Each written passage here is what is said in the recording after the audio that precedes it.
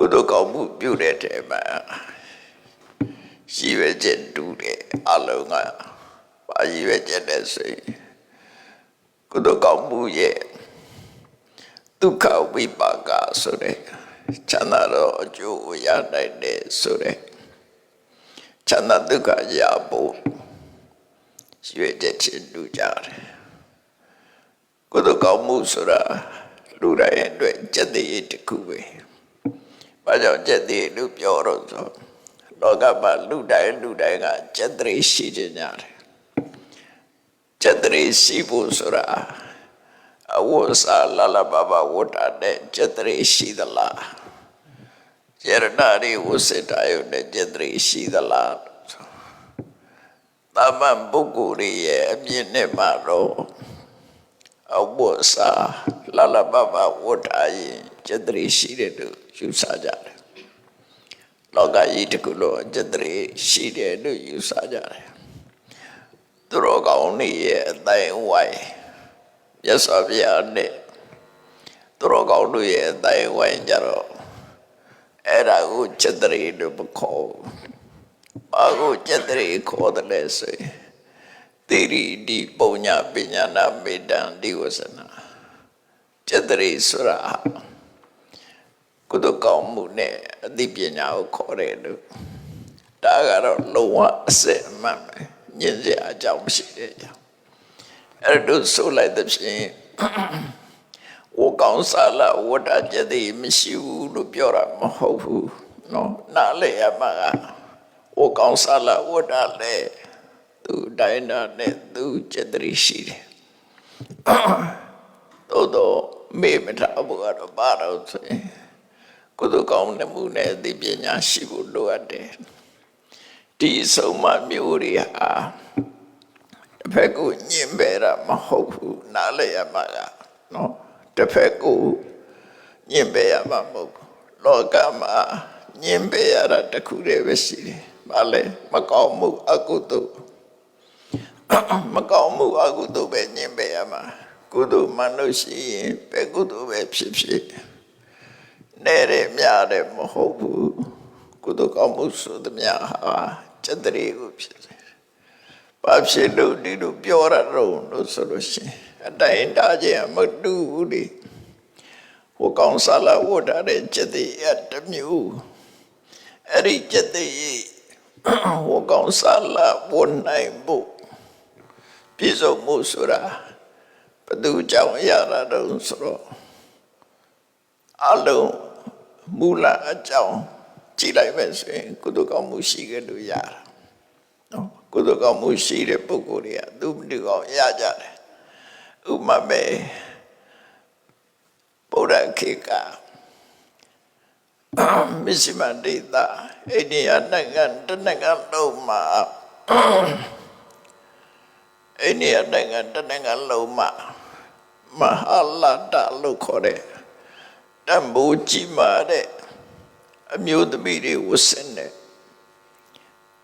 ဝေယုံကြီးဟာဝတ်နိုင်တဲ့လူ3ဦးပဲရှိတာနော်တစ်နိုင်ငံလုံးမှာ3ဦးတည်းပဲရှိတာတကဘာလုံးမပြောပါတော့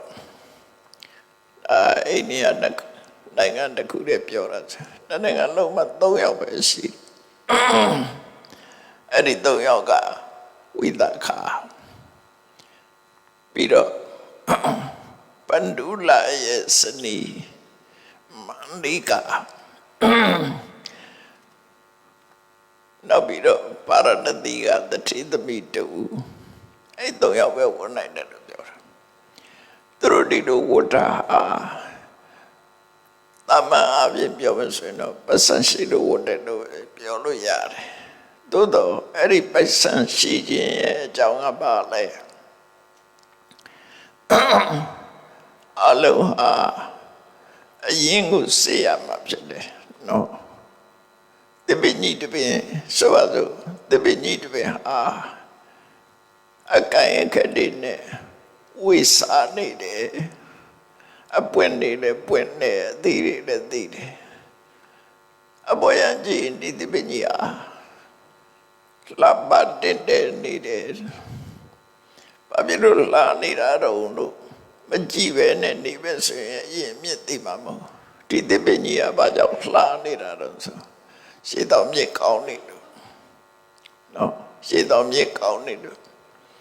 လူတယောက်ဟာလေလာလာပါပါဝဆာစင်လာတယ်ကိုယ်တကရှိနေထိုင်နေနေဆိုဘာကြောင့်လဲကုသိုလ်ကောင်းမှုရှိလို့ပဲကုသိုလ်ကောင်းမှုရှိလို့အဲ့ဒါကိုမကြည့်ပဲနဲ့အဖျားလေးရင်ကြည့်ဒီသစ်ပင်ကြီးကလှလိုက်တာပွင့်လိုက်တာသိလိုက်တာအကြောင်းပဲသိတာမဟုတ်ဘူးနော်ရေတော်မြေကောင်းနေလို့တို့တူပဲလူတယောက်ဟာပစ္စည်းဥစ္စာတွေချမ်းသာတယ်ကြွယ်ဝတယ်အကြောင်းပဲကြွယ်ဝနေတာမဟုတ်ဘူးနောက်ကလူမမြင်တဲ့အကပါတော့ကုသိုလ်ကောင်းမှုပဲဒါကြောင့်မို့လို့ကုသိုလ်ကောင်းမှုကိုလူတိုင်းကမမျက်နှိုးတတ်ပေမဲ့လို့ပညာရှိသူတော်ကောင်းတွေကြတော့မျက်နှိုးတယ်အရာကုသိုလ်ကောင်းမှုကြောင့်ဖြစ်လာတာဆိုတာဖခင်ကတော့ဂုဏ်သိတယ်ကျန်တဲ့လူတွေကမသိဘူးတချို့ကလူရတဏ္ဍကိုအေးမပါသလိုပြောတတ်ကြတယ်မြတ်စွာဘုရားအဲ့ဒီစကားမျိုးဘယ်တော့မှမပြောဘူးနော်အထူးသဖြင့်အတွေ့ခေါ်ခြင်းမတူတတ်ကြဘူးနော်မတူတတ်လို့ရှိရင်ကုသိုလ်ကောင်းမှုမှန်သမျှကိုဘယ်တော့မှပြစ်မပြောနဲ့ဘာကုသိုလ်လုပ်တချို့ကြတော့ဖြစ်တတ်တာကိုပြောတာတတိထားဖို့ပြောပြတာနော်တရားအထုတ်နေပြီဆိုရင်ဒါနကောင်းမှုမလုပ်နဲ့လှုပ်ရှားမလုပ်ဘူးလို့ပြောတဲ့လူတွေလည်းရှိတယ်သီလလေးလောက်နဲ့သီလကိုရှုတ်ချတဲ့အနေနဲ့သီလလေးနဲ့အရေးမပါဘူးလို့ပြောတဲ့ပုဂ္ဂိုလ်လည်းရှိတယ်နော်အဲ့တော့အလုံးအရေးပါတယ်လို့ပဲမှတ်ရမှာအလုံးအရေးပါတယ်ကုသိုလ်ဆိုတာပဲကုသိုလ်ပဲဖြစ်ရေးပါတယ်ဆိုတော့ဝိပဿနာတရားအထုံးနေတဲ့ပုဂ္ဂိုလ်လုံးတဲ့ဒါနကို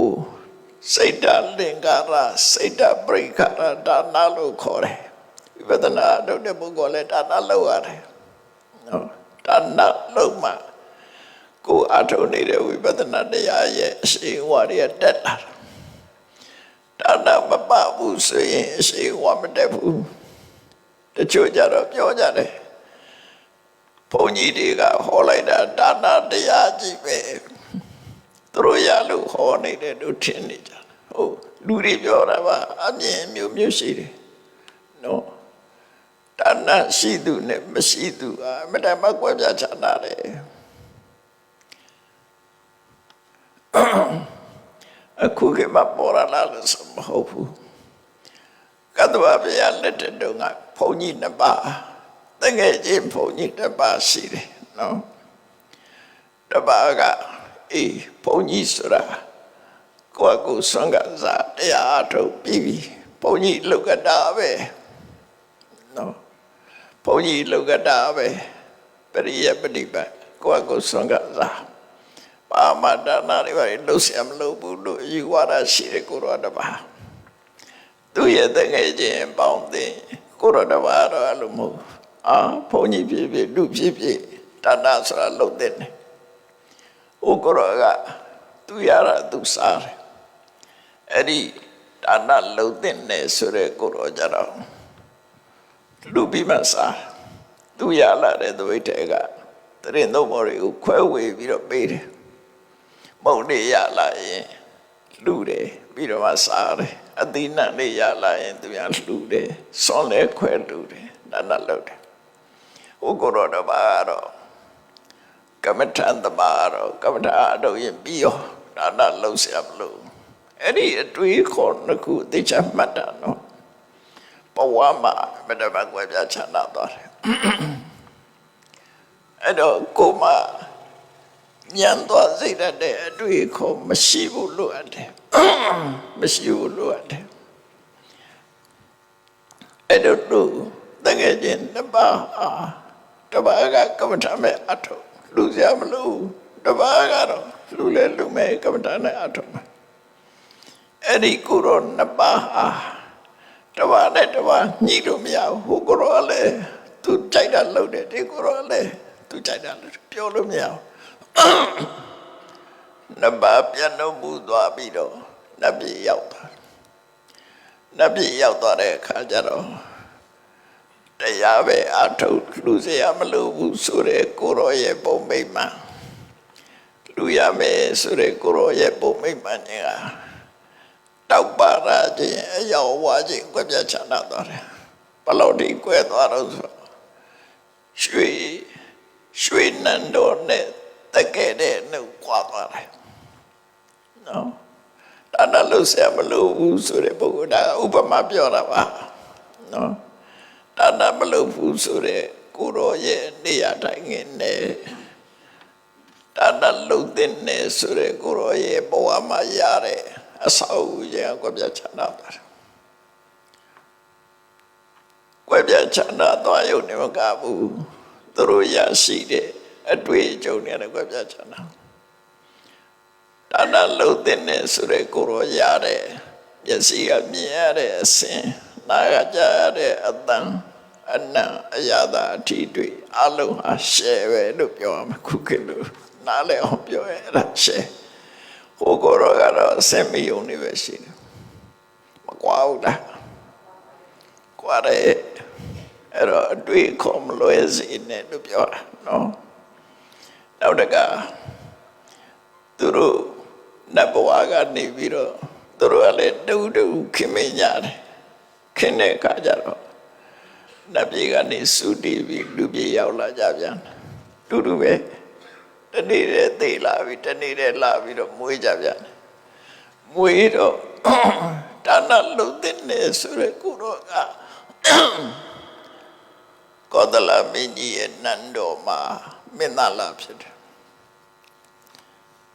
Hukuro ga be ta phit do so. Minna ko thin thin ya de. Bibiaji ye te a chong a te no ye one mala phit. Tani de mui ja le. Ha tikali ne uduru mui de so bi do be ni a nano khoda. Khoda bi do minna le ga do Raza Blin ne TV ne. Ye tanda bia bia ne ya de. A pho ya ong so bi do a te no ye ta ja do. Au a nei ma ta man khin ne ya.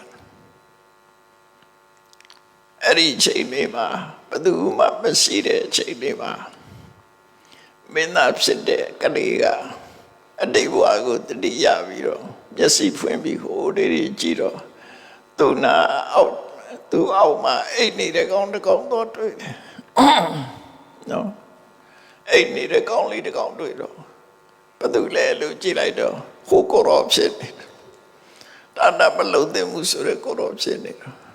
အဲ့တော့သူကလှမ်းပြီးတော့စကားပြောတာတကယ်ကြီးမင်းငါပြောတာနားမထောင်မှုတဲ့တကယ်ကြီးမင်းငါပြောတာနားမထောင်မှုဆိုအောက်ကလူကလည်းအရှောင်မပေးဘူးကမ္မထန်သမားကလည်းနားမထောင်တော့ဘာဖြစ်လဲကွာ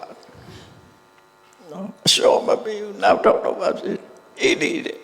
မင်းနားမထောင်တော့ကြည့်တယ်မင်းစင်တဲ့ငါစင်ကြည့်ငါထီဖြူနဲ့ပို့တာဆိုတော့ကမ္မထန်သမားကအရှုံးမပေးဘူးမင်းသားရိတ်နဲ့ပွေမြင်နေပါနဲ့အဲ့ဒါတွေနဲ့ပထဝီတွေပါပဲကမ္မထန်တန်နဲ့ပြန်ပြီးတော့ပြောတယ်နော်ဒါအထက်ကရာထဲမှာရေးထားတာဟို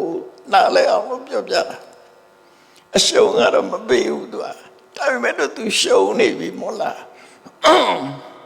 ဘယင်သားနဲ့အထိန်တော်သားဆိုတော့ကွာကျနိုင်ကွာသားကြီးတွေရှုံးနေပြီမဲ့သူကအရှုံးမပေးဘူးအဲ့လိုကြခေါင်းမမကြနဲ့တိတ်ပြီးတော့နော်တတကြီးဒီအရှုံးမမဆိုကြတယ်နော်သူကအဲ့ဒီလိုရှုံးမိမဲ့လို့သူကကောင်းမှနေတော့မယ်အဲ့ဒီမင်းသားလေးနဲ့အထိန်တော်သားလေးဘယ်သူမှမရှိတဲ့ခိုင်လေးပါစကားပြောတာကိုဘယ်သူကကြားသွားတော့ဆိုရင်လာကြည့်တယ်မင်းသမီးလေးကကြားသွားတယ်သူမနာဆိုမင်းသမီးလေးကကြားသွားတော့သူအံ့ဩတာကလေးပေါ့စားလေးတွေပြောတဲ့စကားကမြင်လာကြည့်လား မြင်မာလာခုခေတ်ကလေးတွေလည်းမြင်နေတော့စကားပြောတာလူကြီးလိုပဲပြောနေအဲ့တော့မြင်လာကြည့်လားဆိုပြီးတော့ဖျားသွားလျှောက်တယ်မြတ်စွာဘုရားကိုသွားပြီးတော့လျှောက်တယ်ရှင်ဘုရားတဲ့ဒါနရှိတဲ့ပုဂ္ဂိုလ်နဲ့ဒါနမရှိတဲ့ပုဂ္ဂိုလ်ဘဝတန်မြာခရီးမှာကွာပါသလားဆိုကွာရပေါ်တဲ့ဒါနရှိတဲ့ပုဂ္ဂိုလ်ဒါနမရှိတဲ့ပုဂ္ဂိုလ်ဟာ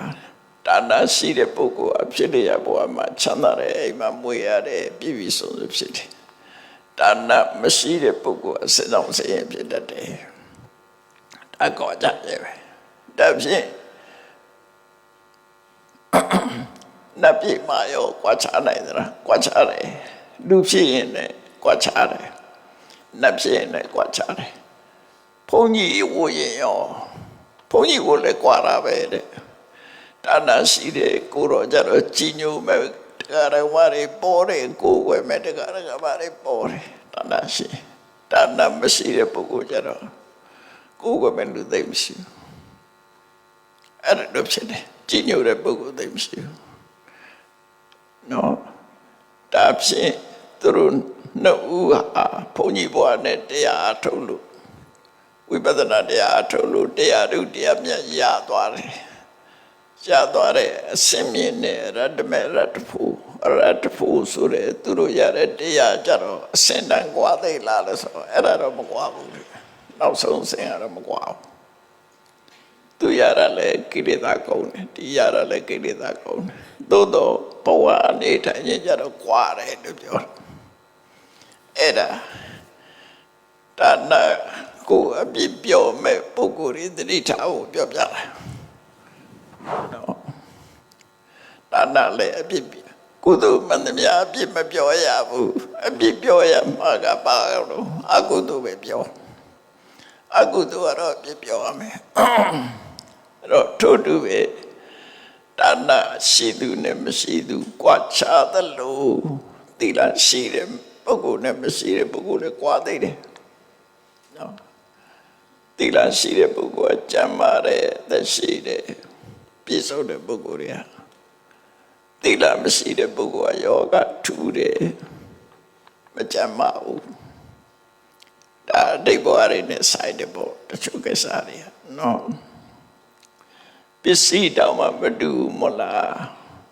ပစ္စည်းဝယ်တဲ့ကမှ quality ကောင်းတာမကောင်းတာရှိသေးတယ်လေ quality ကောင်းတဲ့ပစ္စည်းမကောင်းတဲ့ပစ္စည်းကတစ်နှစ်ပဲခံတယ်ကောင်းတဲ့ပစ္စည်းကတစ်သက်လုံးသုံးလို့ရအဲ့ဒါပြုတ်လို့ပဲသီလရှိတဲ့ပုဂ္ဂိုလ်မရှိတဲ့ပုဂ္ဂိုလ်လည်းကွာတယ်အဲ့တော့ဆိုလိုတဲ့အဓိပ္ပာယ်ကကုသိုလ်မှန်သမျှဒါနလည်းလုပ်ရမယ်သီလလည်းလုပ်ရမယ်ဘာဝနာလည်းလုပ်ရမယ်သုံးမျိုးလုံးစုံမှအကောင်းဆုံးမှအကြောင်းဆုံးမှအကောင်းဆုံးရမှာဖြစ်တယ်ရှိတော့ကနတ်ပြည်ရောက်သွားတဲ့နတ်တွေရှိတယ်နတ်တွေရှိတော့အဲ့ဒါအင်္ဂုတ္တပါဠိတော်မှာအရင်တော့ကဟောတာဘုရားရှိတယ်အကြောင်းဆုံးမှအကောင်းဆုံးပဲနော်ကိုလို့တဲ့အကြောင်းတရားတွေအကုန်ဆုံးရမယ်မဆုံးမှုဆိုရင်ဘဝရတဲ့အခါမှာတစ်ခုချွေနေတတ်တယ်နော်တစ်ခုချွေနေတတ်တယ်ဆိုတော့ဥမာတစ်ခုပြောမယ်ကုသိုလ်လုပ်တာမဆုံးတာတို့အကုသိုလ်ပါနေတာတို့အဲ့ဒါတွေကတိတဲ့အခါကျတော့အနာပါရာအပုပ္ပါရာနဲ့တူနေတယ်နော်အကောင်းမရနိုင်အကောင်းဆုံး perfect ဖြစ်ဖို့ခုကိကလူတွေပြောတော့ nobody perfect ဟုတ်ပါလေ nobody perfect ဘယ်သူမှအကောင်းဆုံးဆိုတာမရှိဘူးနော်ဒါပေမဲ့ perfect ဖြစ်အောင်လုပ်လို့မရဘူးလားဆိုရတယ်ကုသိုလ်ကောင်းမှုတွေအကောင်းဆုံးဖြစ်အောင်လုပ်ရမယ်နော်ကောင်းဆုံးဖြစ်အောင်လုပ်ခုဒီကနေ့ကအဓိကကျေးဇူးရှင်မိခင်ကြီးတော်ဝေမြင့်ရဲ့69နှစ်ပြည့်မွေးနေ့ကုသိုလ်ဖြစ်ဥဇောပြုထွန်းတော်ဝေစံမိသားစုတို့ကအထူးတတိဆင်ရင်ကျပါတဲ့ခန္ဓာဒါခန္ဓာတစ်ခုမှာမိခင်ကို ကျေးဇူးဆက်တဲ့တဲ့ပဲအကောင်းဆုံးကျေးဇူးဆက်ခြင်းပဲကုသိုလ်လုပ်ပြီးတော့ကျေးဇူးဆက်တယ်မြတ်စွာဘုရားလည်းဟောတယ်လောကပညာရှိတွေကလည်းပြောတယ်မိဘကျေးဇူးမြတ်မို့ဥဆိုရောမြတ်မို့တော်ကြီးအလွန်မြင့်နေပေါ့မိဘကျေးဇူးတရားလည်းကြီးမားတယ်ဆိုတဲ့အဓိပ္ပာယ်ပြောတာမြတ်စွာဘုရားကိုယ်တိုင်ကလည်းပဲမိဘရဲ့ကျေးဇူးဟာဆက်လို့မကုန်နိုင်ဘူးလို့ဟောတာရှိတယ်သို့တော့မကုန်နိုင်ဘူးဘယ်လိုဆက်လို့မှမကြည့်ဘူးလို့ဒီလိုဟောတာမဟုတ်ဘူးမိဘကျေးဇူးကိုတုံ့ပြန်ဆက်ရရောက်တာတရားမရှိသေးတဲ့မိဘတရားရှိအောင်သီလမရှိသေးရင်သီလရှိအောင်ဓမ္မနဲ့ကိုကျင့်တရားနဲ့ကုသိုလ်နဲ့ပိစလို့ရှိရင်ကြည်တယ်လို့ပြောတာလောကအနေနဲ့ကျေးဇူးဆက်လို့မကုန်ဘူးဘယ်လိုလောကအနေနဲ့ကျေးဇူးဆက်တာတော့ဆိုရင်အမိဖေကိုစားစရာတောက်စရာနေစရာတွေပေးပြုစုလုပ်ကြွေးဒါတွေကကျေးဇူးပြုရတော့ရောက်တယ်ဒါပေမဲ့လို့ကျေးဇူးကုန်သွားပြီလို့တော့ပြောလို့မရဘူးအဲ့ဒီလိုစနေနဲ့မကုန်ဘူးလို့ပြောတယ်ကုန်တဲ့နီးကဘာဖြစ်လို့တော့မကုန်တာဘာကြောင့်မကုန်တာတော့စဉ်းစားကြည့်ဘုန်းကြီးစဉ်းစားရတာတော့ရှိတယ်မိဘကကိုယ်ကျေးဇူးပြုတာနှစ်ချုပ်လိုက်ရင်၃မျိုးပဲရှိတယ်နော်နှစ်ချုပ်လိုက်ရင်၃မျိုးဘာလို့ဆိုအပါဒကကိုအရွယ်ရောက်သည့်ထီအောင်ပေးရနေမြောင်ဆောင်းလျှောက်လာတာတခုပေါ်တကအရွယ်ရောက်သည့်ထီအောင်ကျွေးမွေးဆောင်းလျှောက်လာတာတခုနော်အနေမရောက်အောင်ဆောင်းလျှောက်တယ်ကျွေးမွေးခဲ့တယ်ကုသိုလ်တစ်ခုနောက်တစ်ခုကဣမတ္တလောကတ္တတတိတာရောလူဘဝကိုရောက်စေတယ်ဒီလောကကြီးကိုပြသတယ်ဆိုတာဒီလောကအတွင်းဝင်ရောက်စေတယ်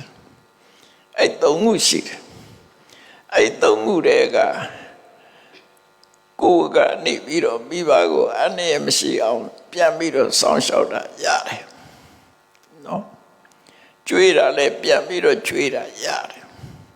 ကြည်တယ်လို့ပြောနိုင်တယ်အဲ့ဒီနှစ်ခုဒါပေမဲ့လို့ဣမတ္တလောကတ္တတတိတာရောဒီလောကကြီးကိုလာခွင့်ပြုတာကြတော့မိဘကတစ်ဖက်သက်ကိုယ်တုံ့ပြန်လို့မရဘူးအဲ့ဒါပေါ့လို့ဆိုအမေဖေကခွင့်ပြုလို့ကိုယ်ကဒီလောကကြီးထဲရောက်လာတာအမေဖေတွေကအခုခေတ်အမေဖေတွေကခွင့်မပြုဘူးပိတ်ဆို့ထားတာမတော်တဆရောက်လာရင်လည်းမိုက်ပုံနဲ့ရောက်သွားမယ်တတိထားအဲ့တော့ခုခေတ်က immigration နဲ့ဆိုနေတာလူဝလာဖို့ဗီဇာပေးမှမဟုတ်ဘူးအစားရဗီဇာမပေးဘူးဗီဇာပေးရမပေးဘဲနဲ့ဝင်လာရင်တော့ဖမ်းပြီးတော့အမိုက်ပုံနဲ့ထည့်လိုက်တာခုခေတ်ကနော်အဲ့တော့ကိုအမေဖေကကိုအဲ့လိုမလုပ်ဘူးအရွယ်ရောက်တဲ့တောင်တည်းဆော့ဆော့လာအဲ့ဒီကျေးဇူးကဘယ်လိုလုပ်ဆက်မလဲကိုကနောက်မှမွေးတာလေအဲ့ဒီကျေးဇူးကိုရည်ရွယ်ပြီးတော့မြတ်စွာဘုရားကကျေးဇူးဆက်လို့မကုန်ဘူးလို့ပြောတာဖြစ်နိုင်တယ်သို့တော့ကျေးဇူးဆက်လို့ကုန်တယ်ဆိုတာကြတော့ဓမ္မနဲ့ကျေးဇူးဆက်တယ်ဓမ္မနဲ့ကျေးဇူးဆက်တယ်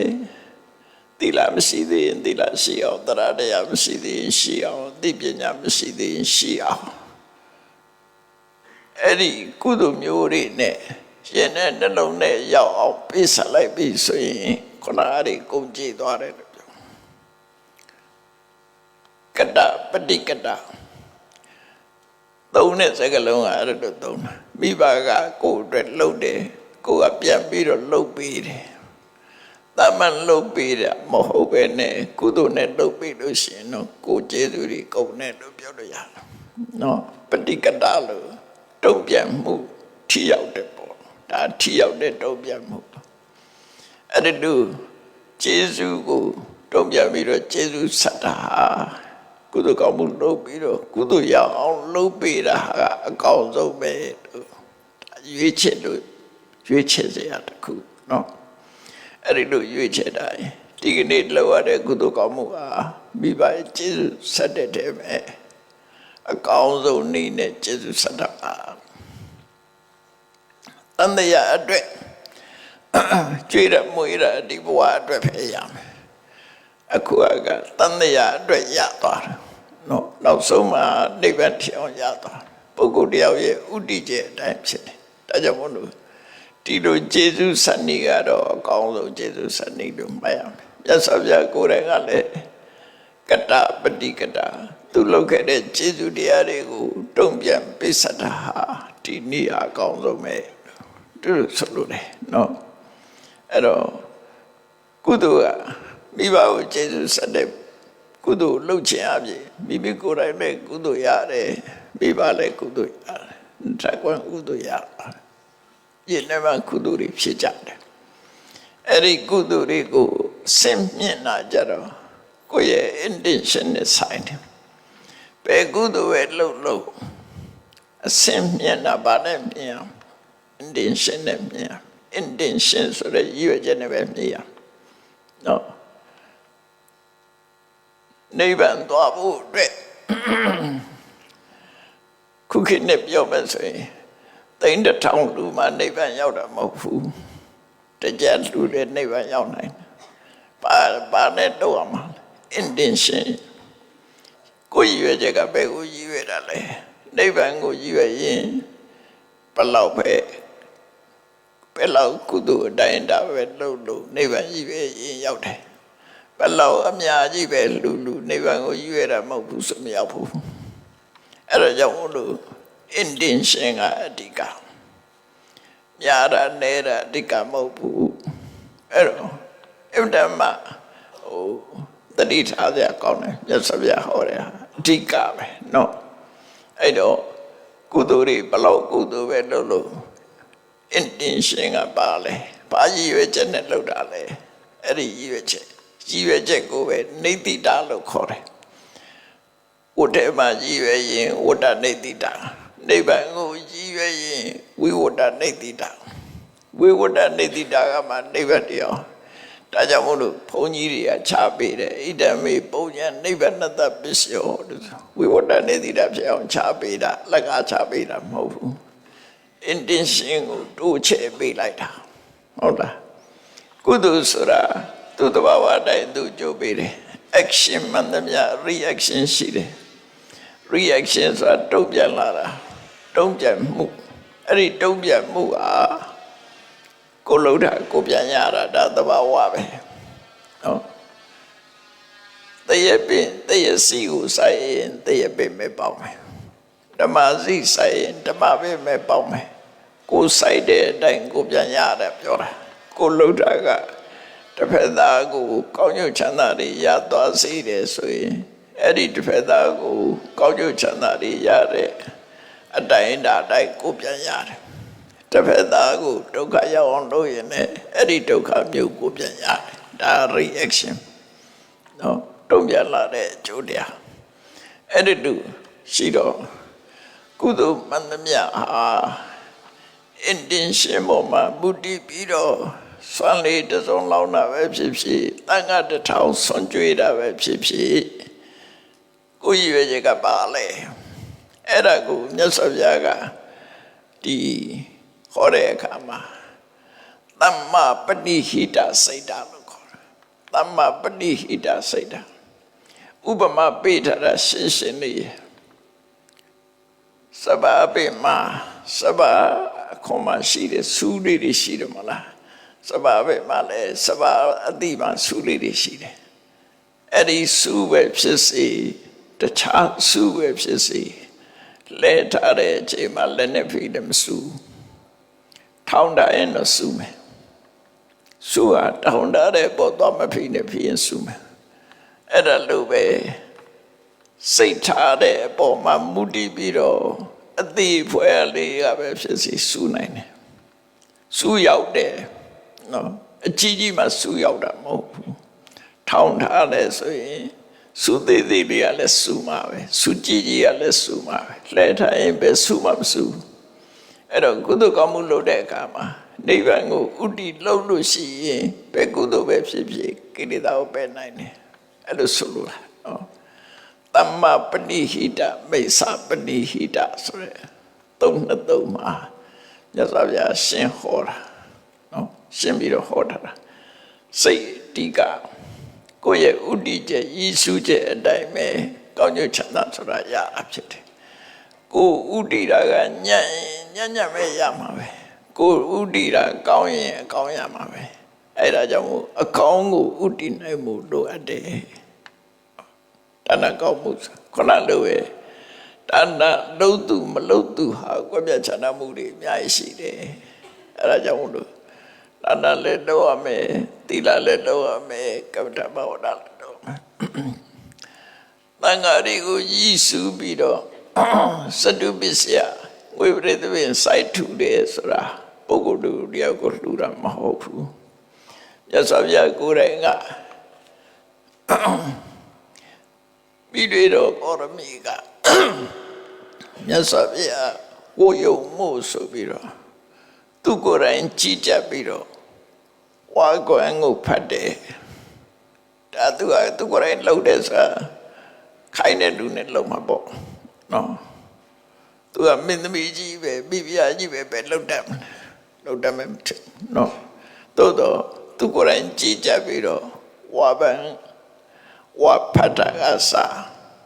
ချီလှုပ်တာကစားရက်ကတာကစားကိုယ်တိုင်ကြည်ကြပြီးတော့လှုပ်ပြီးတော့ရက်တဲ့သင်္ကန်း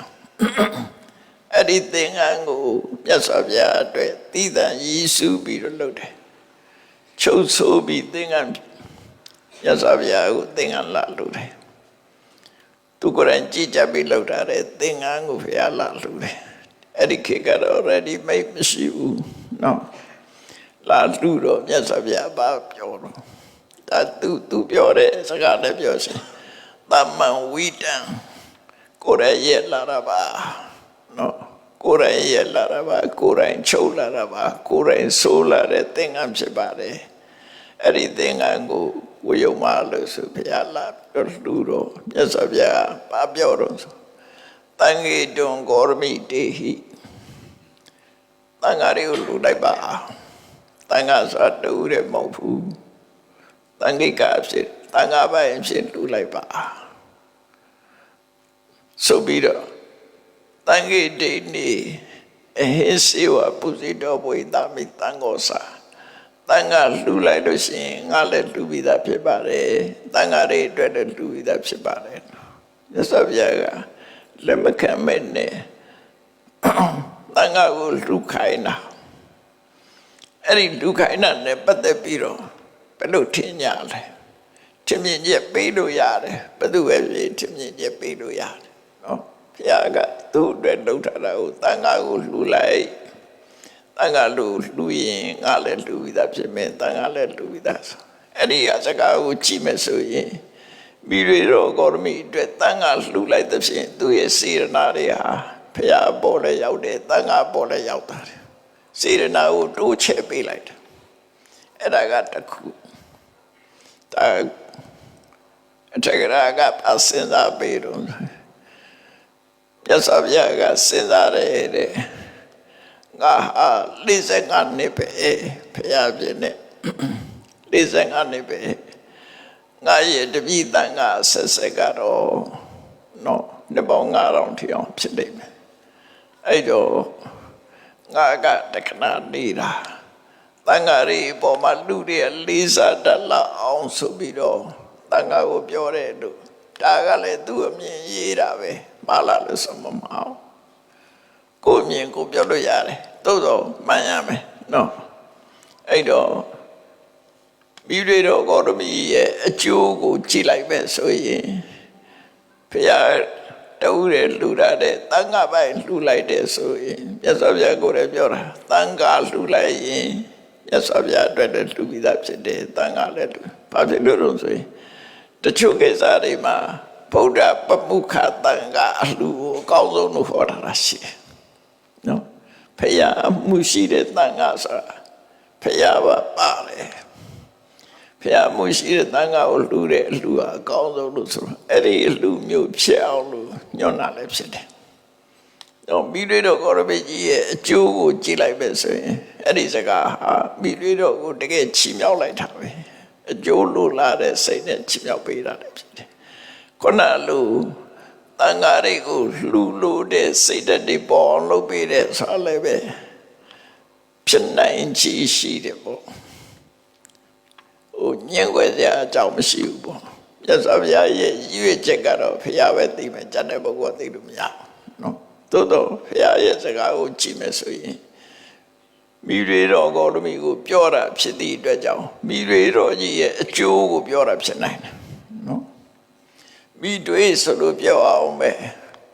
ပမာကြီးရဲ့စကားတွေကရောထွေးနေ